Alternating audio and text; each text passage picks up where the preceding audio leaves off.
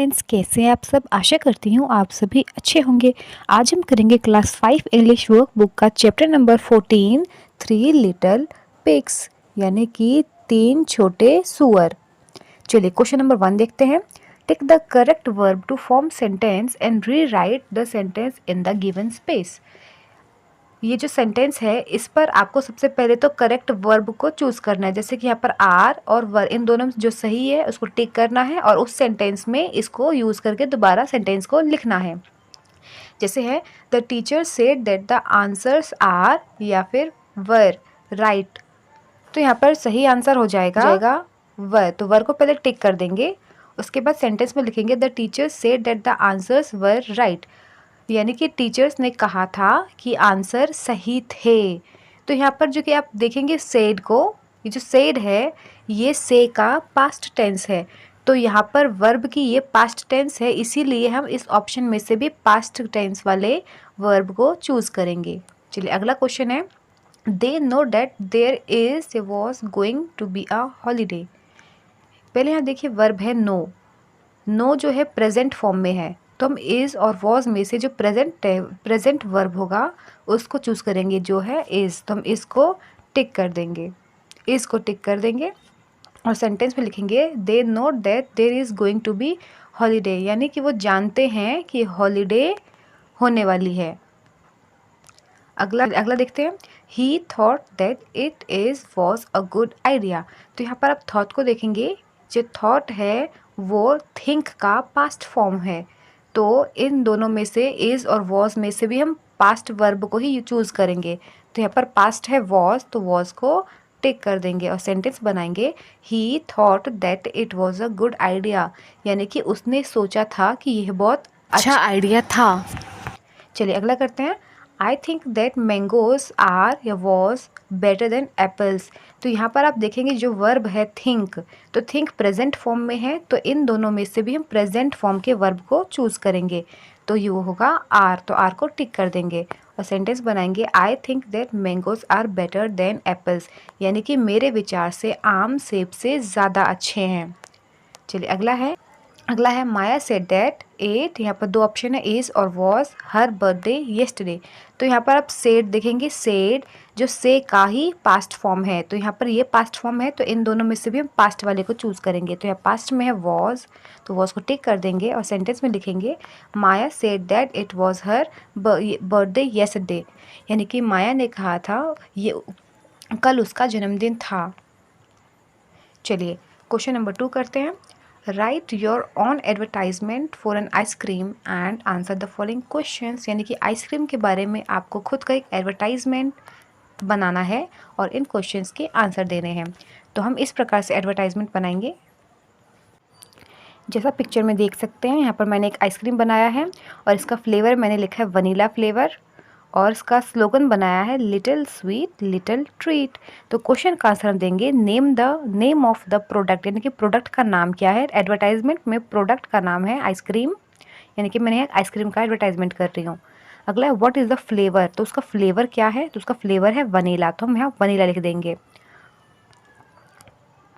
चलिए अगला है योर स्लोगन, आपका क्या स्लोगन या फिर क्या नारा है, तो मैंने यहाँ पर नारा लिखा है लिटिल स्वीट लिटिल ट्रीट, तो हम इधर लिख देंगे लिटिल स्वीट लिटिल ट्रीट, थोड़ा मीठा थोड़ा दावत।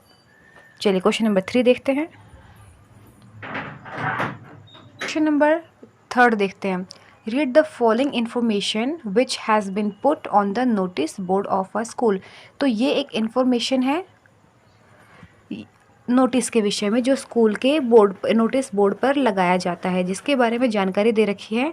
जिसकी primary school Bhojpur Bihar, notice date डाला गया है 15 अक्टूबर 2023 और टॉपिक है साइंस एग्जीबिशन, उनकी हेडिंग है साइंस एग्जीबिशन, यानी कि विज्ञान की प्रदर्शनी। तो उन्होंने नोटिस लिखा है all the students are hereby informed that, यानी कि सभी विद्यार्थियों को सूचित किया जाता है our school is going to organise a science exhibition, यानी कि हमारा विद्यालय साइंस एग्जीबिशन ऑर्गेनाइज करने जा रहा है ऑन 27 अक्टूबर एंड 28 अक्टूबर, 27 और 28 अक्टूबर को 2023 के those who are interested may give their name, यानी कि जो इस में पार्ट लेने के लिए रुचि रखते हैं अपना नाम दे सकते हैं टू द अंडरसाइंड लेटेस्ट बाय 20 अक्टूबर 2023, यानी कि जो इसमें इंटरेस्टेड है अपना नाम 20 अक्टूबर 2023 तक नीचे लिखे, अंडरसाइंड है यानी कि जिनका नाम नीचे लिखा गया है उनको जमा करा दे।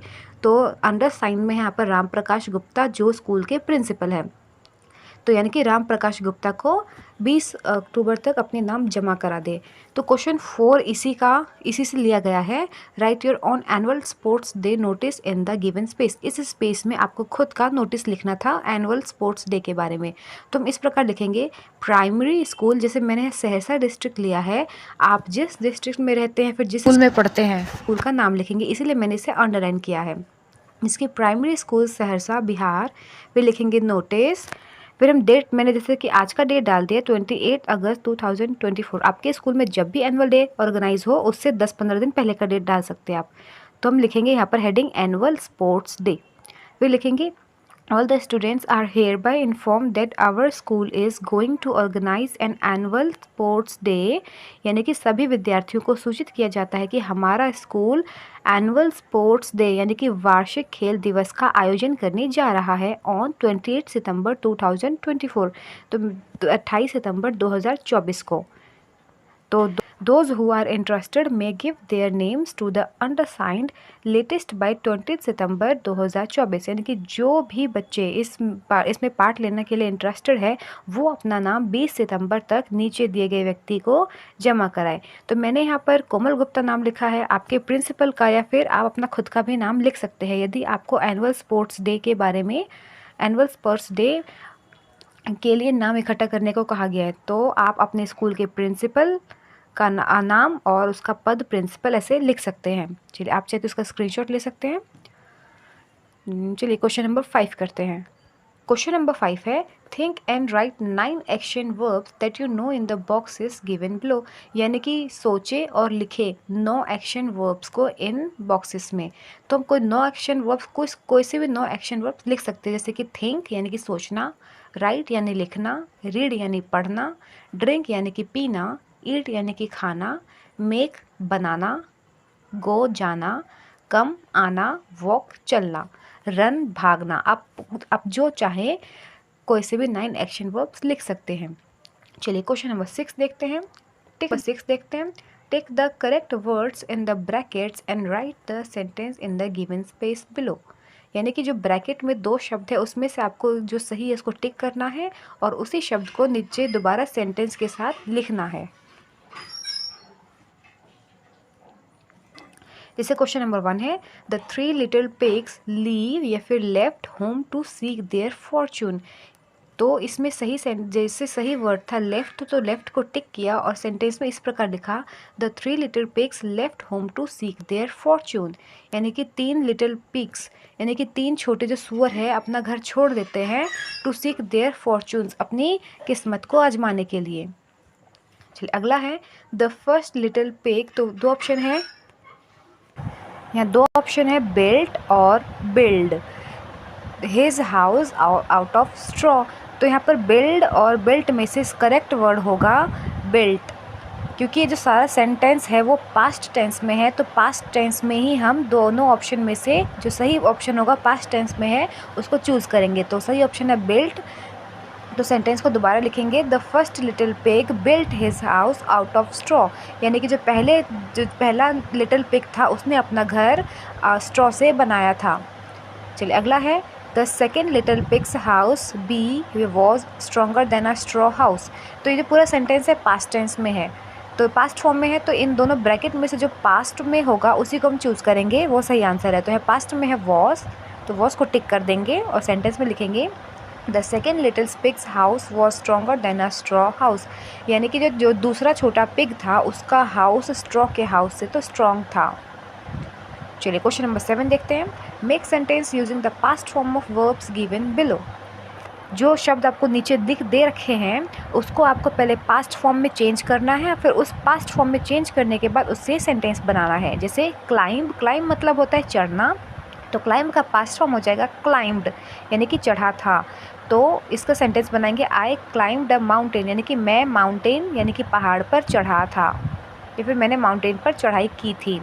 अगला है लुक। लुक मतलब देखो, देखो या फिर देखा। तो लुक का पास्ट फॉर्म हो जाएगा लुक्ड, यानी कि देखा था।